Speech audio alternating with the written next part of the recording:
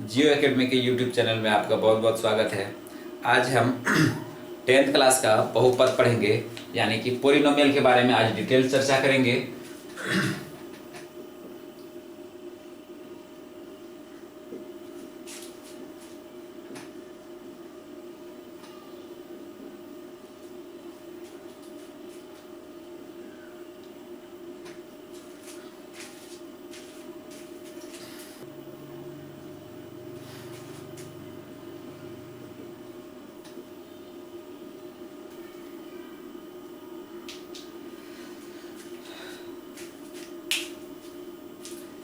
Dear student, यहाँ पर एक समीकरण लिखा हुआ है आपके सामने, y equal to a naught x पे power n plus a one x पे power n minus one plus a two x पे पावर n माइनस टू। इस इक्वेशन में देख पा रहे हैं कि ये जो कोफिशिएंट है, कोफिशिएंट का x के आगे जो होता है उसको हम लोग कोफिशिएंट बोलते हैं या हिंदी में स्थिरांक बोलते हैं। ये टाइम के अनुसार नहीं बदलता है। और स्थिरांक और कांस्टेंट किसको कहते हैं, ये देखेंगे कि जो टाइम के अनुसार चेंज नहीं होता है, ऐसे चीज़ों को हम लोग कहते हैं स्थिरांक या कांस्टेंट। जैसे कौवा काला होता है, ये टाइम के अनुसार नहीं बदलता है। चीनी मीठा है या और सूर्य पूरब में उगता है, ये सब हमेशा एक स्थिरांक है। ये टाइम के अनुसार जो भी चीज़ नहीं बदलता है वो उसको हम लोग क्या कहेंगे, स्थिरांक कहेंगे। जस्ट लाइक उसी टाइप से है, यहाँ पर हम लोग देख पा रहे हैं कि y is equal to a naught x पे पावर n है और ये n का लगातार डिक्रीज हो रहा है, लगातार घट रहा है। तो इस तरह के फंक्शन को, इस तरह के समीकरण को क्या कहेंगे हम लोग, ऐसे समीकरण को ही बहुपद कहेंगे। देखते हैं कि ये घटते घटते एक टाइम ऐसा आएगा जो कि ये 3 है, एक टाइम ऐसा आएगा जो कि n हो जाएगा। वहां पर ए n कैसे आया, जहाँ समझने का कोशिश करें तो ये एक टाइम ऐसा आएगा कि ये 3 ये 2 यहाँ पर बढ़ रहा है, एक टाइम ऐसा आएगा ये जो कि n हो जाएगा। ये n और x पे पावर n, जब ये n हो जाएगा तो यहाँ पर भी तो n होगा, n माइनस वन। तो यहाँ पर हम लोग देख पाए कि ए n x पे पावर n यानी कि x पे पावर 0 और ए n x पे पावर 0 का वैल्यू 1 और ये हो गया कुल मिलाकर के ए n। तो यहाँ पर से हम लोग समझ पाए कि ये इस तरह से घटते क्रम में जब जाएगा तो इसको हम लोग क्या कहेंगे, इसको हम लोग बहुपद कहेंगे। तो यहाँ पर से हम लोग बहुपद का डिफिनेशन के साथ हम लोग समझ चुके हैं कि बहुपद होता क्या है। तो अब यहाँ पर लिखे हैं कि यदि किसी समीकरण, यदि इस पोलिनोमियल का हम लोग इसको n को डिग्री या पावर कहते हैं, ये डिग्री या पावर इसको कहते हैं और इसको कोफिशिएंट बोलते हैं। यहाँ पर देख पाए कि ये डिग्री जो होना चाहिए n belongs to whole number. Whole number का मतलब है कि 0 1 2 3। अब आपका सवाल आएगा कि 1 यदि जहां 0 होगा तो उसको शून्य बहुपद कहेंगे। यदि किसी पोलिनोमियल का, यदि किसी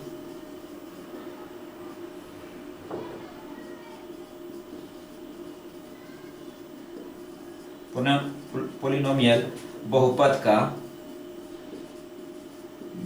का डिग्री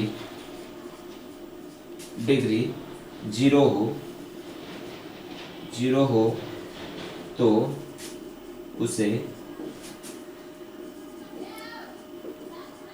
शून्य बहुपद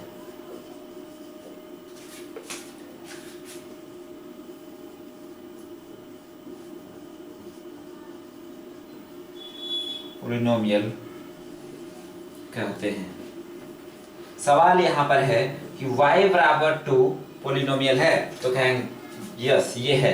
तो कैसे देख पाए हम कि y इज इक्वल टू यहाँ पर 2 और हम लिख सकते हैं x पे पावर 0। अभी हमने कहा कि n belongs to whole number होना चाहिए और होल नंबर मेरा है। होल नंबर का मतलब है कि ये जो डिग्री जो है, डिग्री कितना है, डिग्री इज इक्वल टू या पावर इज इक्वल टू 0 है। तो 0 इसमें आता है, n belongs to whole number में आता है, इसलिए हम कहेंगे ये बहुपद है। और बहुपद किस टाइप का है, तो ये शून्य बहुपद है। और यदि किसी का, यहां पे देखना चाहें, यदि किसी का y बराबर x आता है, डिग्री बराबर, यहां पर x पे पावर कितना है, x पे पावर 1 है। जब ये x पे पावर 1 होगा तो तो ये रैखिक समीकरण है। इसका ग्राफ जहां देखना चाहें तो हमारा इस तरह से ग्राफ आता है। तो हम लोग यहां पर से शून्य बहुपद को समझ चुके हैं और रैखिक बहुपद को समझ चुके हैं। अब इसके बाद हम लोगों को देखना है द्विघात बहुपद। एक्सरसाइज 3 जहां 10th की बात करें, 10 2 चैप्टर 2 चैप्टर 3 और चैप्टर 4 का कॉन्सेप्ट हम एक साथ आपको देने के लिए जा रहे हैं। ये 2 3 4 एक साथ में खत्म हो जाएगा।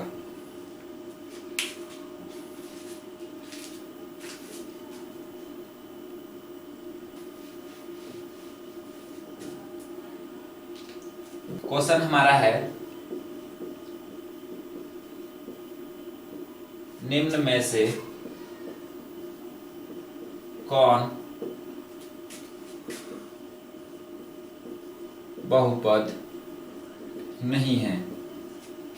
यहां देखना चाहें option A y equal to √2x, option B y equal to √x, option C y equal to x²/x, option D no, इनमें से कोई नहीं। देखते हैं फर्स्ट कि y इक्वल टू √2x, जहां x का डिग्री देखना चाहें, डिग्री या पावर देखना चाहें तो ये 1 है, और जिसका 1 होगा वो लीनियर इक्वेशन होगा, रैखिक समीकरण होगा। ये रैखिक समीकरण का मतलब है कि ये बहुपद है, तो ये बहुपद है, तो ये नहीं होगा। नंबर बी देखते हैं, आगे बढ़ते हैं। नंबर बी में ये हो जाएगा √x। √x का मतलब है कि x पर जो डिग्री है वो पावर हाफ है, और हाफ जो होता है n belongs to whole number, और होल नंबर के अंतर्गत हाफ या पॉइंट में कोई भी नंबर नहीं आता, इसलिए ये बहुपद नहीं है, यानी कि ये करेक्ट है। और इसको देखना चाहें तो एक x खत्म हो जाएगा, y बराबर x होगा, ये भी बहुपद है। और डी का तो सवाल ही नहीं है, तो ऑप्शन बी के साथ इसका आंसर जाता है।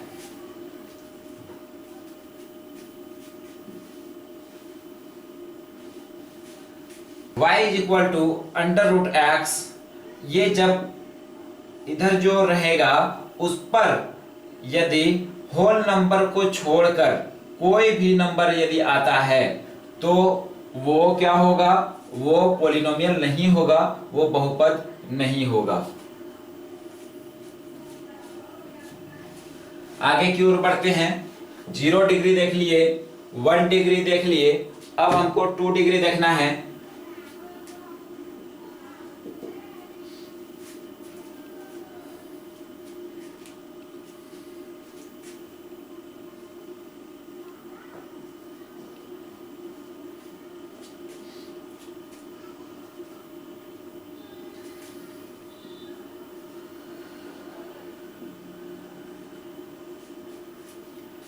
यहां पर देखेंगे कि ये जो बहुपद है ax² + bx + c, ax² + b + c, यदि किसी भी पॉलिनोमियल का डिग्री 2 हो जाए उसे हम लोग क्या कहेंगे, उसे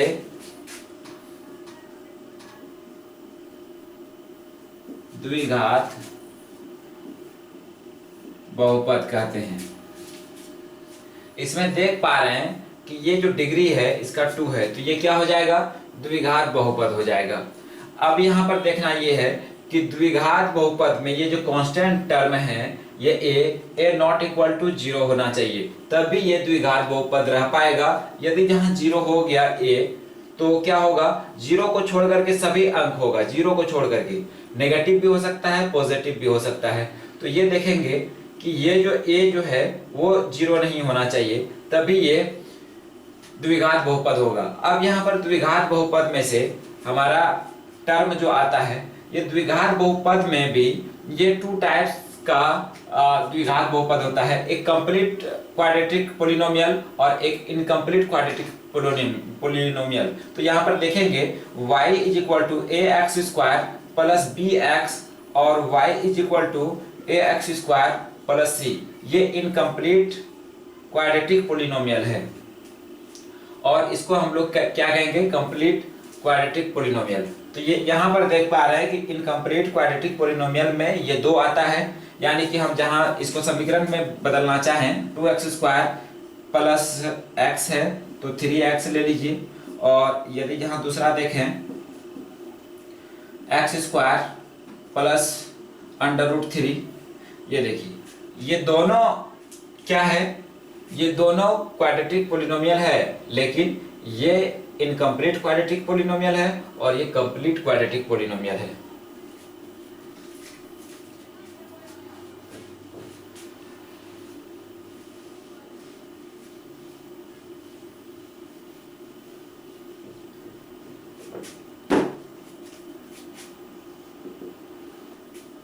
एक बात ध्यान देंगे, पिछले जो अभी हमने बताया था कि जितना डिग्री रहेगा उतना ही उसका सॉल्यूशन आएगा, उतना ही हल निकलेगा।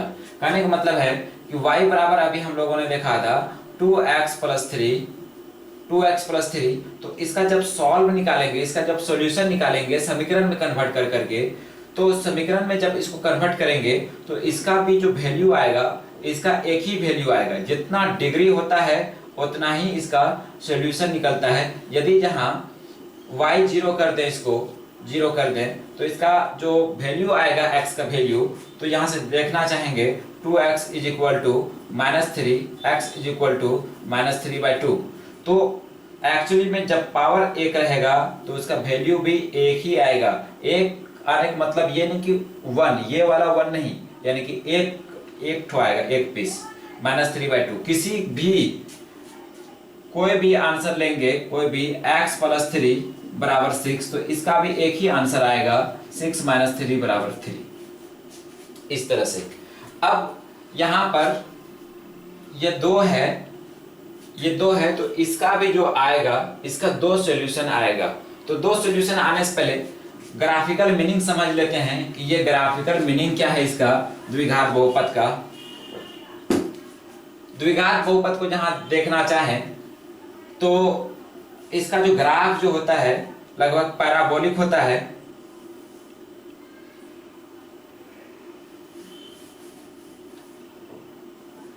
वैसे ये पैराबोला 4 टाइप्स का होता है। यहाँ पर हमको सिर्फ ऐसे ही इंट्रो करना है। यदि किसी भी द्विघात बहुपद का यदि a पॉजिटिव होगा तो इसका पैराबोलिक का अप डाउन खुलेगा, यानी कि इस तरह का होगा। और यदि किसी a नेगेटिव होगा, यानी कि x² का वैल्यू नेगेटिव होगा, x² का, तो ये अप डाउन खुलेगा, ये इस तरह से। ये 2 टाइप्स का जहां देखना चाहें तो 2 टाइप्स का और होगा, ये एक टाइप्स का और ये एक टाइप्स का, 4 टाइप्स का हो गया। लेकिन हमको उतना जाना नहीं है, हमको ये और ये बस काफी इंट्रो था। आपके सिलेबस में वैसे ये सब है नहीं, तो सिर्फ हमको जानना है कि द्विघात बहुपद का जो ग्राफ होगा वो पैराबोलिक होगा। थोड़ा सा देखेंगे द्विघात बहुपद को यदि हम इक्वेशन में बदलना चाहें, क्योंकि आपके सिलेबस में द्विघात बहुपद तक ही है, त्रिघात बहुपद है नहीं, इसलिए हम उस पर चर्चा नहीं करेंगे।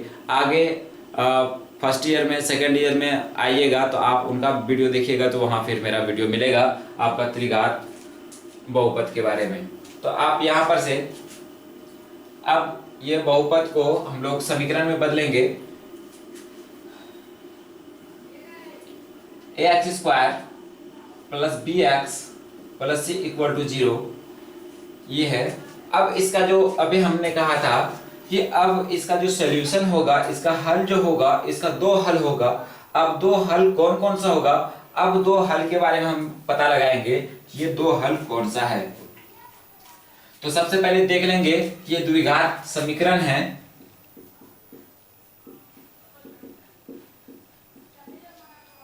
समीकरण और बहुपद में अंतर होता है। समीकरण में इक्वल टू 0 आता है,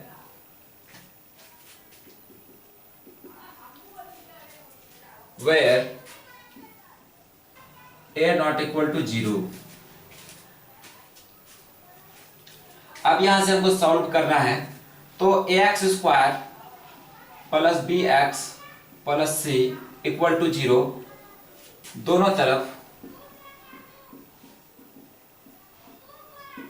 ए से भाग देने पर, ए से दोनों तरफ भाग दिए तो a x square by a plus b x by a plus c by a equal to 0। यहां से ए कैंसिल हो गया, x square plus b x by a plus c by a equal to 0। यहां से अब इसको जो है ए प्लस बी के होल स्क्वायर के टर्म में हमको तोड़ देना है, a square plus 2ab plus b square. अब ए स्क्वायर तो मेरे पास है गिवन, ए स्क्वायर इसको कर दिए प्लस 2, ए की जगह कितना है एक्स और ए, अब ए मिल गया 2 मिल गया। अब बी को इस तरह से रखना है कि तोड़ने जोड़ने के बाद इतना ही पूरी, तो मेरे पास x मिल गया है b बाय 2a। यहां देखें तो इसको और इसको कैंसिल करेंगे, एक्स बी या बी एक्स ये आ जाएगा बाय ए आ जाएगा। कुल मिलाकर के जहां देखना चाहें तो ये ए स्क्वायर हो गया प्लस 2a और b ये हो गया, ये इसके जगह पे, ये इसके जगह पे और ये इसके जगह पे। अब हमारा एक्स स्क्वायर प्लस 2ab और प्लस बी स्क्वायर, तो b इनमें से कौन है, ये b बाय 2a का होल स्क्वायर, लेकिन ये हमारे हिसाब में कहीं नहीं है, तो इसको हम लोग क्या करेंगे, इसको माइनस कर देंगे और फिर c bye a plus c bye ए। यहां से डियर स्टूडेंट देखेंगे कि फिर यही कुल मिलाकर के आ जाएगा, यहीं पर दिमाग लगाना है। देखिए ए स्क्वायर प्लस 2ab और प्लस बी स्क्वायर है हमारा, ये माइनस बी स्क्वायर और प्लस सी बाय ए जो हमारे हिसाब में है। तो कुल मिलाकर के देखें ये और ये इससे खत्म हो जाएगा, ये 2 इससे खत्म हो जाएगा, फिर कुल मिलाकर के बात इतना ही आ जाएगा। लेकिन मैथमेटिक्स में इस तरह का छोट है, जोड़ना घटाना गुना भाग करना, ये सब हमको इतना ही पुरना चाहिए, हमको ना ज्यादा पुरना चाहिए ना कम, लेकिन हम मैथमेटिक्स में ये सब कर सकते हैं, ऑपरेशन कर सकते हैं। अब यहां से देखिए a, अब यहां a plus 2ab plus b square, a square plus 2ab plus b square is equal to कितना है, a प्लस बी का होल स्क्वायर है। तो हम इनके बदले में, यहां तक के बदले में हम इसको लिख सकते हैं a प्लस बी के होल स्क्वायर। a की जगह पे कितना है, x है, प्लस b की जगह पे कितना है, b बाय 2a है का होल स्क्वायर लिख सकते हैं। यहां से यहां तक का खेल खत्म हो गया। अब यहां ये minus b square by 4a square, इसको जब गुना करेंगे 2 बार, यानी कि इस तरह से, स्क्वायर का मतलब 2 बार गुना, b बाय 2a गुना b by 2a plus c by a। यहां से यहां तक जो है ये इनमें समा गया यहां तक। अब ये जो है ये माइनस इसका आ गया, b ये 2 बार है तो 2 बार लिख दिए है इसको गुना करके, और c बाय a तो c बाय a, क्योंकि आपको प्रॉब्लम ना हो समझने में इसलिए मैंने ये सब कर रहा है। ये x plus b by 2a का होल स्क्वायर, अब यहां से माइनस 2 बार गुना करेंगे तो ये b स्क्वायर बाय 2 गुना 2 4, a गुना a स्क्वायर और plus c by a is equal to 0।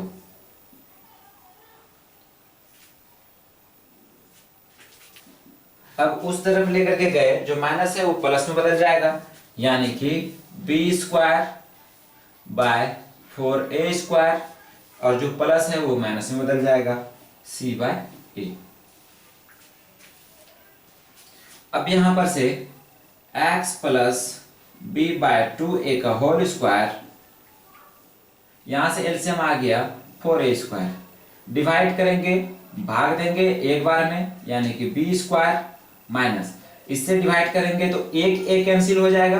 कैसे होगा, a को 4a स्क्वायर में a से डिवाइड करें तो a एक टुक कैंसिल तो 4a आएगा, 4a गुना c, तो 4ac।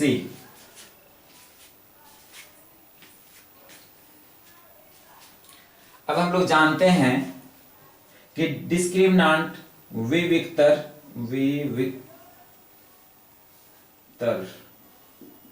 बराबर होता है b स्क्वायर माइनस 4ac। तो इसको हम लोग बड़ी D से डिनोट करते हैं। तो हम इसको पूरे के पूरे को क्या लिख सकते हैं, बड़ी D। तो x plus b by 2a का whole square is equal to d by 4a square. अब यहां से x plus b by 2a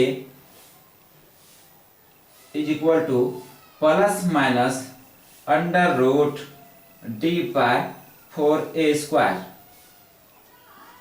root लेने पर।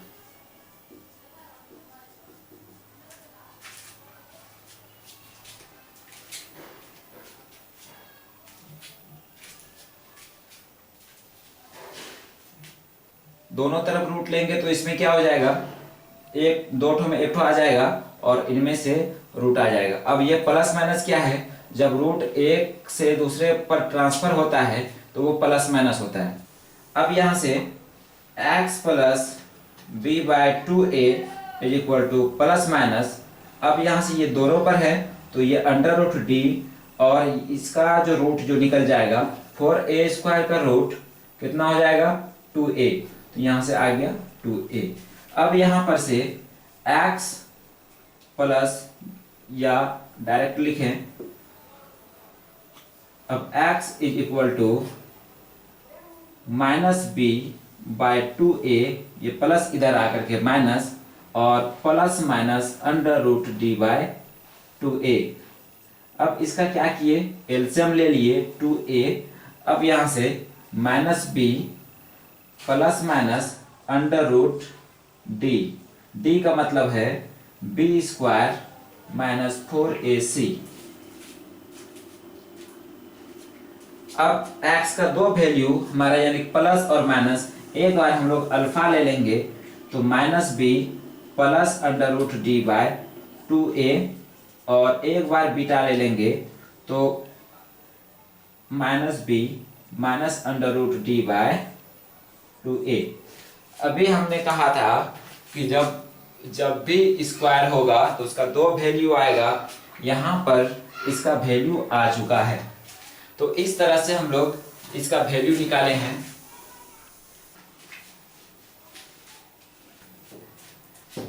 इसी को हम लोग शून्यक, रूट्स, इन्हीं दोनों को हम लोग बोलते हैं। जिसका किसी भी समीकरण का जो हल निकलता है उसी को हम लोग शून्यक बोलते हैं, रूट्स बोलते हैं।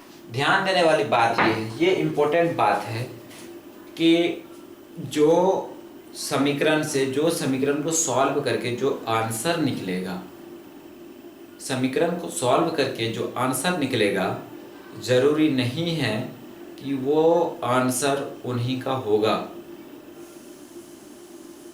उस समीकरण का हल या शून्यक तभी होता है जब वो x का वैल्यू या जो शून्यक निकला है उसको फिर से समीकरण में यदि यहाँ पुट करेंगे वो उनको सेटिस्फाई कर जाएगा।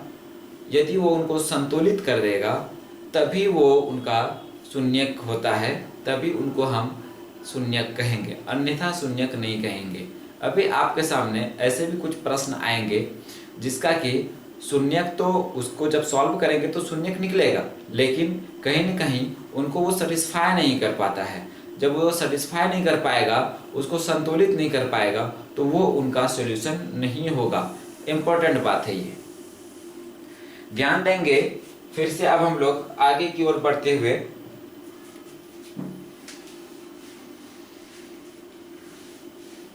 तो यहां से मेरा सॉल्यूशन निकल चुका है।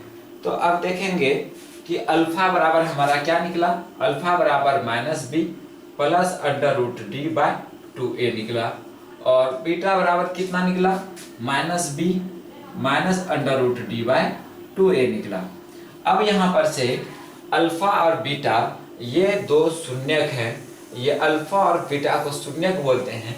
अब शून्यक का योग और शून्यक का गुणनफल क्या होगा वो देखेंगे। शून्यक का योग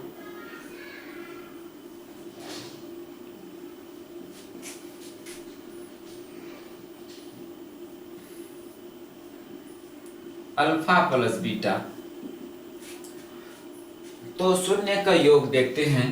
तो अल्फा प्लस बीटा तो minus b plus under root d by 2a plus minus b minus under root d by 2a। यहाँ क्या किए, एलसीएम ले लिए, ये minus b plus under root d minus b और plus minus under root d. अब यहां से देख पा रहे हैं ये d और ये d कैंसिल हो गया है, माइनस 2b बाय 2a, ये 2 कैंसिल, तो माइनस b बाय a। तो हम कुल मिलाकर के कह सकते हैं कि alpha plus beta is equal to minus b by a. ये दो शून्य का योग हो गया, दो शून्य का योग माइनस बी बाय ए, यानी कि अल्फा प्लस बीटा का योग माइनस बी बाय ए। अब गुणनफल की ओर बढ़ेंगे।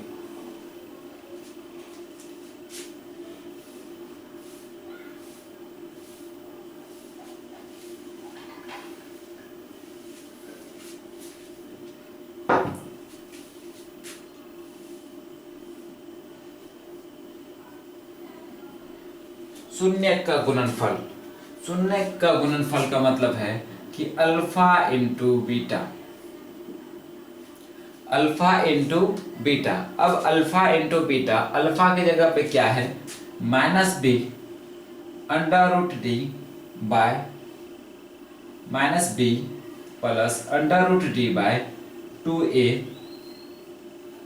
इंटू ब्रैकेट का मतलब गुना minus b minus under root d by 2a।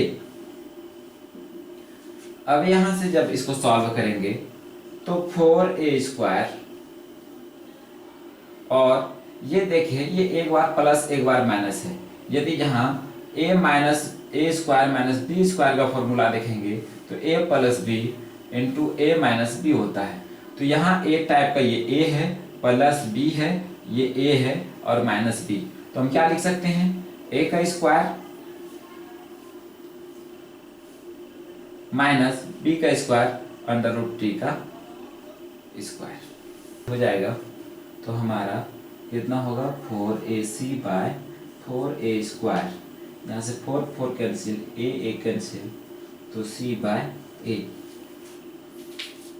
अब हमें प्राप्त हो चुका है कि alpha into beta is equal to c by a. इस तरह से शून्य का और योग देख चुके हैं। अब हम लोग आगे की ओर बढ़ेंगे। एक्सरसाइज 2.1 में कुछ नहीं है, जब एक दूसरे को x पर जितनी बार प्रतिच्छेद करेगा उतना ही हल उसका होगा। तो यदि यहाँ ये कोई fx है तो x को जितनी बार टच करेगा x लाइन को उतनी बार ही इसका हल होगा। 1 2 3 3, तो इसका x इज इक्वल टू 3। इस तरह से आप लोग बना लीजिएगा एक्सरसाइज 2.1। अब हम लोग चलेंगे एक्सरसाइज 2.2 की ओर। X square minus 4x plus 2x minus 8 is equal to 0। यहाँ से x minus 4 plus 2 x minus 4 is equal to 0। अब यहाँ से x माइनस 4 और x plus 2 is equal to 0। कुल मिलाकर के जहाँ देखें x बराबर माइनस 4 और x बराबर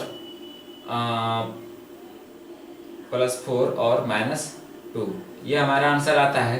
फिर अल्फा, ये हमारा अल्फा और बीटा आ चुका है। फिर अल्फा प्लस बीटा को पुट करेंगे, अल्फा इंटू बीटा को पुट करेंगे। अब ये सब काम आपका है, आप कर लीजिएगा खुद से। एक एक बताएंगे, एक दो बताएंगे, एक एक एक्सरसाइज से बस। दूसरा है 2.2 का x square minus under root 2x plus 1/3। अब यहाँ से जो नीचे में आ जाएगा उसी से गुना कर देंगे। तो यहाँ कितना आ गया, 3 आया, तो 3 से गुना करने पर, 3 से गुना करने पर, तो 3 से गुना कर दिए,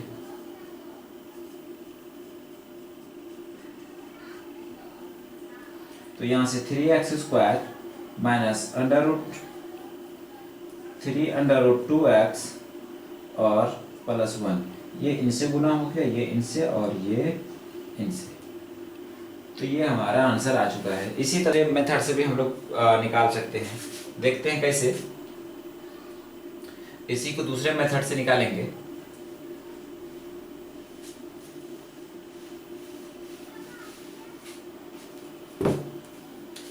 हमारा दिया हुआ alpha plus beta, alpha plus beta बराबर होता है -b/a और अल्फा इंटू बीटा बराबर होता है c/a। अब ax² plus bx plus c, ये क्या था, ये बहुपद था हमारा y इक्वल टू, है ना। तो अब यहाँ पर से कितना है, a का वैल्यू जहाँ इसके नीचे कुछ नहीं तो 1 है, तो कितना है, जहाँ देखें तो ये इसके नीचे कुछ नहीं तो 1 है, तो ये 1 के सीधा में 1 हो गया 1, यानी कि a का वैल्यू कितना हो गया, जहाँ यहाँ देखें सबसे पहले a इज इक्वल टू कितना 1, b इज इक्वल टू कितना -b इज इक्वल टू √2, तो b इज इक्वल टू -√2 और c का वैल्यू कितना, c का वैल्यू 1 जहाँ रखें तो c/a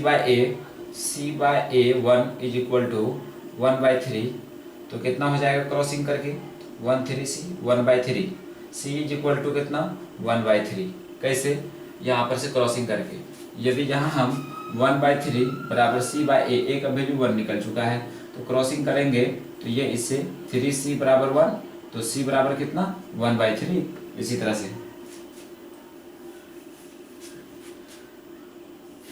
अब यहाँ से ax² plus bx plus c, a की जगह कितना है 1 को तो लिखते नहीं, x² प्लस b का वैल्यू कितना, b का वैल्यू -√2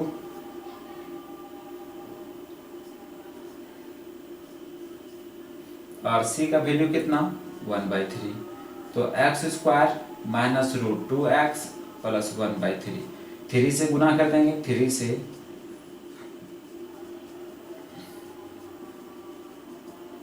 तो 3x² माइनस 3√2x प्लस 3 को 1/3 से गुना करेंगे तो 1। ये हमारा, ये दूसरे मेथड से हमारा आंसर आकर के तैयार है। अब दोनों मेथड से हम देख चुके हैं। अब आपको जो जितना भी इसमें है वो खुद से आपको करना है। आप कर लेंगे, उम्मीद करते हैं कि आप करेंगे। और यदि किसी को कोई भी क्वेश्चन में प्रॉब्लम है तो आप ज़रूर कमेंट करें। अब इस प्रकार से 2.2 खत्म हो गया है। अब 2.3 पर चलेंगे। डिवाइड है। डियर स्टूडेंट, 2.3 को जल्दी से हम लोग निपटा लेंगे। तो भाग सबसे पहले देते किस तरह से हैं, तो सबसे पहले ये जानेंगे भाग को देने का तरीका। ये 2 भागा -8 पहले देंगे। तो 2 भागा -8 इसको देने से पहले हम लोग देखेंगे कि जो भाग जो बनाते थे तो हम लोग सही बनाते थे या गलत बनाते थे। जैसे कि 2 भागा हम लोग 8 करते थे तो हम लोग जानते हैं कि यदि यहाँ 8 जहाँ इस तरह से दिया हुआ हो तो हम लोग जानते हैं कुछ नहीं तो यहाँ प्लस होता है, यहाँ पर भी कुछ नहीं तो प्लस होता है, तो ये 8 8 16 होता है। तो अब यहाँ पर देखेंगे ये 2 भागा 8 करते हैं, 2 भागा 8 करते हैं तो यहाँ 4 देने के बाद यहाँ 8 देते हैं और हम लोग कट्टम कुट्टी कर देते हैं। लेकिन ये समझ नहीं पाते हैं कि कट्टम कुट्टी करते क्यों हैं और 0 क्यों देते हैं। तो ध्यान देंगे कि यहाँ पर जो है ये कटेगा नहीं, कटेगा क्यों कटेगा, क्यों कटेगा, क्योंकि ये दोनों पॉजिटिव है तो कहाँ से कटेगा, कटने का कोई संभावना नहीं। यहाँ पर हम थोड़ा सा मिस्टेक करते हैं, गलती करते हैं। ये अंडर 9 ठीक है, लेकिन 10th में ये सब चीज़ों को समझना होगा। तो यहाँ पर क्या करेंगे, यहाँ पर लिखना पड़ेगा घटाने पर, घटाने पर। तब हम इसको कट्टम पुट्टी कर सकते हैं। और घटाने पर हर जगह लिखना संभव नहीं है, तो क्या करेंगे, जब घटाने पर लिखते हैं तो जो पॉजिटिव है इसका वो साइन नेगेटिव, उसके बदले में ये पॉजिटिव है तो उसके जस्ट नीचे नेगेटिव डालेंगे, तब इसको कटा करके हम लोग इस तरह से लिख सकते हैं। तो उसी प्रकार से यहाँ पर देखेंगे। अब यहाँ पर कितना है, -8 है। अब हमको -8 पुराना है, तो हम जानते हैं कि इस घर में इस घर से जो रिलेशनशिप होता है वो गुना को होता है। तो ये 4 तो कर दिए, लेकिन 4 दूना 8, तो ये तो पूरा नहीं, तो ये माइनस या माइनस देंगे तो -4 और 2 को गुना करेंगे तो -8 होगा। अब यहाँ पर क्या होगा, अब यहाँ पर इसको नीचे लाइन खींचेंगे और फिर लिखेंगे क्या, घटाने पर, घटाने पर। तो ये घटाने पर जब होगा तो साइन चेंज होगा, जब भी घटाने पर होता है तो साइन चेंज, ये -3 ये प्लस, तो ये कुल मिलाकर के 0 होगा। अब -2 भागा 8 है, तो अब इसको किस तरह से भाग देंगे, अब इसको, अब यहाँ प्लस पुराना है तो अब यहाँ कितना देंगे, -4, तो माइनस गुना माइनस प्लस, प्लस हो गया, 4 दूना 8, ये 8, ये कुल मिलाकर के ये माइनस है, ये यहाँ पर प्लस है, यहाँ पर माइनस। तो ये बार बार देना जरूरी नहीं है, खाली साइन चेंज करते रहेंगे, इसका मतलब यही होता है। तो ये हमारा भाग बन करके तैयार है। अब उसी तरह से हम लोग भाग देने के लिए सीखते हैं।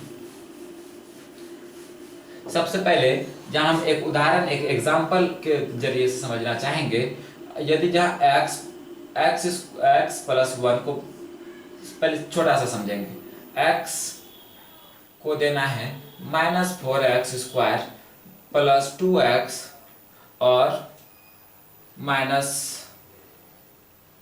-+2, इतना देना है भाग इतना से। तो हमको कितना कितना पुराना होगा, तो सबसे पहले माइनस पुराना है, तो जानते हैं इस घर में इस घर का रिश्तेदारी क्या होता है, गुना का रिलेशनशिप होता है। और हम लोग जानते हैं कि माइनस गुना minus is equal to plus, और प्लस गुना प्लस बराबर प्लस, प्लस गुना माइनस बराबर माइनस, और माइनस गुना plus is equal to minus. तो इस घर में और इस घर में क्या चीज का रिलेशन है, गुना का। तो ये प्लस गुना माइनस, ये माइनस देती है, माइनस गुना प्लस, ये माइनस, ये यहाँ पर 1 है, यहाँ पर 4 है, तो यहाँ पर 4 हो चुका है। और यहाँ पर कितना है, x² है और यहाँ x है, तो पावर कितने का कमी है, यहाँ 2 है, यहाँ 1 है, तो 1 यहाँ पे डाल दिए। तो यहाँ से कितना हो गया, -4x²। नीचे लाइन खींचेंगे, ये माइनस है तो ये प्लस देंगे, यहाँ से खत्म हो गया। अब क्या आ गया, +2x। अब हमको +2x पुराना है, तो यहाँ प्लस दे दिए, यहाँ पर भी प्लस, यहाँ पर भी प्लस, तो प्लस, यहाँ 1 है तो यहाँ 2 देंगे, 2 गुना 1 2 हो जाएगा, +2 पुर गया। अब यहाँ x है, यहाँ x नहीं है और यहाँ x है, तो ये x आ जाएगा, ये माइनस, ये भी खत्म। और फिर कितना बचता है, +2। तो अब ये नहीं खाएगा, ये शेषफल बच चुका है, ये हो गया भागफल। अब देख पा रहे हैं कि ये क्यों नहीं खाएगा, क्योंकि यहाँ x पे पावर 0 हो चुका है और यहाँ x पे पावर 1 है, यहाँ अधिक है और यहाँ कम है। जब अधिक हो जाता है और कम हो जाता है यहाँ, तो वो फिर नहीं खाता है। अब हम लोग एक्सरसाइज पे बात करेंगे। डियर स्टूडेंट, एक एक बताएंगे, 3 नंबर बता रहे हैं, नहीं 2 नंबर। x² डिवाइड करना है तो हम लोग सिंपल कर सकते हैं डायरेक्ट।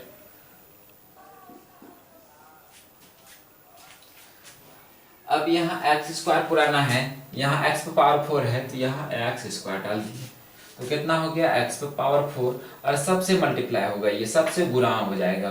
तो जब गुना करेंगे तो ये प्लस गुना माइनस, ये माइनस, ये कितना हो जाएगा, 4x³ और प्लस x²। ये गुना जब होगा इनसे तो कितना होगा, x पे पावर 4 इनसे, और फिर प्लस गुना माइनस, ये माइनस, ये x³ होगा, 4 नहीं होगा, x³ यहाँ पावर 2 और यहाँ 1 पावर 3, प्लस गुना माइनस माइनस, और 1 गुना x²। अब यहाँ लाइन खींचेंगे, जहाँ प्लस है वहाँ माइनस देंगे, जहाँ माइनस है वहाँ प्लस देंगे, जहाँ प्लस है वहाँ माइनस देंगे। ये बार बार ये सब हम लोग सीख चुके हैं कहाँ से आता है। अब देखेंगे ये पावर 3 वाला कहाँ है? पावर 3 वाला यहाँ है और यहाँ है, ये प्लस, ये चिन्ह नेगलेक्ट हो जाता है, ये इसका वैल्यू अब नहीं रहता। अब इसको देखना होगा, ये प्लस है और ये माइनस है, तो -2 सॉरी ये एक अकेला है, तो हम लोग क्या करेंगे, x³ लिख देंगे। अब ये x² और ये भी माइनस है, ये भी माइनस है, ये वाला माइनस, ये वाला माइनस, 3 और 1 4, -4x² और +4x। अब हमारे पास यहाँ पावर 2 है, यहाँ पावर 3 है, तो खाएगा तो एक पावर यानी कि +x लगा देंगे तो हमारा कम हो जाएगा। तो x³ - x² + x, ये प्लस है तो ये माइनस, ये माइनस है तो ये प्लस, ये प्लस है तो ये माइनस, ये और ये खत्म। कितना हो गया, -3x² और ये +3x और यहाँ पर जो 5 बच चुका था। अब -3, क्योंकि x² यहाँ ऑलरेडी है, तो -3x²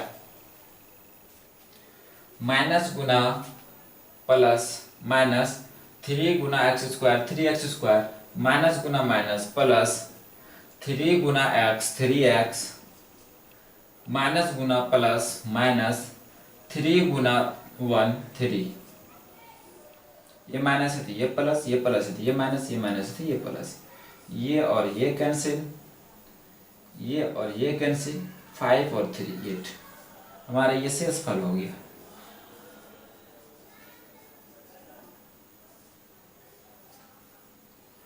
और ये भागफल। इस तरह से हम लोग बना लेंगे एक में जितने भी क्वेश्चन हैं। हम लोग क्वेश्चन नंबर 2 देखेंगे। अब क्वेश्चन नंबर 2 देखते हैं। तो क्वेश्चन नंबर 2 में फर्स्ट क्वेश्चन है, कहता है कि px qx का गुणनखंड है या नहीं है। गुणनखंड कब होता है, जब उसका